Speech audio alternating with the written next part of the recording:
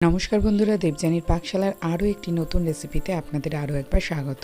অনেকেরই পরিচিত ছোটোবেলার একটি রেসিপি আজ আমি একটু বানাবো অন্যরকমভাবে। এই রেসিপির জন্য আমি নিয়ে নিচ্ছি 4টে স্লাইস ব্রেড। বাজারে যে ধরনের স্লাইস ব্রেডগুলো পাওয়া যায় আমি সেটাই নিয়েছি। এবার এই ব্রেডের যে ধারগুলো আছে, এজেসগুলো আছে, এগুলো আমি কেটে নিচ্ছি। এটা না কাটলেও হবে। হাতে সময় কম থাকলে চটজলদি আমরা এই রেসিপিটি বানিয়ে ফেলতে পারবো। বন্ধুদের কাছে অনুরোধ রইল পুরো ভিডিওটি দেখার জন্য, আর যারা এখনও আমার চ্যানেলটিকে সাবস্ক্রাইব করেননি তাদের কাছে অনুরোধ রইল একটু সাবস্ক্রাইব করার জন্য। এরপর একটা বাটিতে আমি নিয়ে নিচ্ছি 1.5 চামচের মতন চিনি। তারপর এর মধ্যে দিয়ে দিচ্ছি 100 ml এর মতন রুম টেম্পারেচারে রাখা দুধ। এবার দুধ আর চিনিটাকে খুব ভালো করে একটু মিশিয়ে নিতে হবে।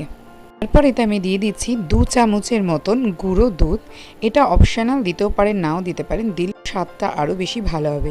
এবার ভালো করে আরও একবার এগুলোকে মিশিয়ে নিতে হবে। এরপর এর মধ্যে দিয়ে দিচ্ছি আমি কয়েক ফোঁটা ভ্যানিলা এসেন্স। এটা অপশনাল, এটা দিলাম এই জন্যই, এটা দিলে একটু গন্ধটা খুব ভালো আসবে। এরপর একটা ফ্রাইং প্যানের মধ্যে আমি নিয়ে নিলাম কিছুটা বাটারটাকে ভালো করে আমি একটু গলিয়ে নেব। বাটারটা গলিয়ে নেওয়ার পর আমি এতে দিয়ে দিচ্ছি কেটে রাখা ব্রেডের টুকরোগুলো। আমি 4টে ব্রেডকে একসাথেই দেব। এবার ব্রেডগুলোকে একটু হালকা ব্রাউন করে ভেজে নিতে হবে। এক পিঠ ভাজা হয়ে গেছে, এই জন্য আমি আরেকটা পিঠ উল্টে দিলাম। এবার যে দুধটা রেডি করে রেখেছিলাম সেটা একটা গ্লাসের মধ্যে নিয়ে নিয়েছি। আর এবার গ্যাসের ফ্লেমটাকে একদম কমে রেখে অল্প অল্প করে দুধটা ফ্রাইং প্যানের মধ্যে দিচ্ছি। এই দুধটা যখন ফ্রাইং প্যানে যাবে আর অল্প আছে, এটা হালকা হালকা ক্যারামেলাইজ হতে থাকবে। ফ্রাইং প্যানের ধারগুলোতে আপনারা দেখে বুঝতে পারছেন সেটা। এবার দুধ আর চিনির মিশ্রণে এই যে সরগুলো পড়ছে সেইগুলোকে একটু বারবার খুন্তির সাহায্যে তুলে তুলে ওই ব্রেডের সাথে মাখিয়ে দিতে হবে। দেখুন আমি আপনাদেরকে দেখাচ্ছি কিভাবে। এই যে সরটা, এটা ব্রেডের মধ্যে একটা দারুণ স্বাদ এনে দেবে।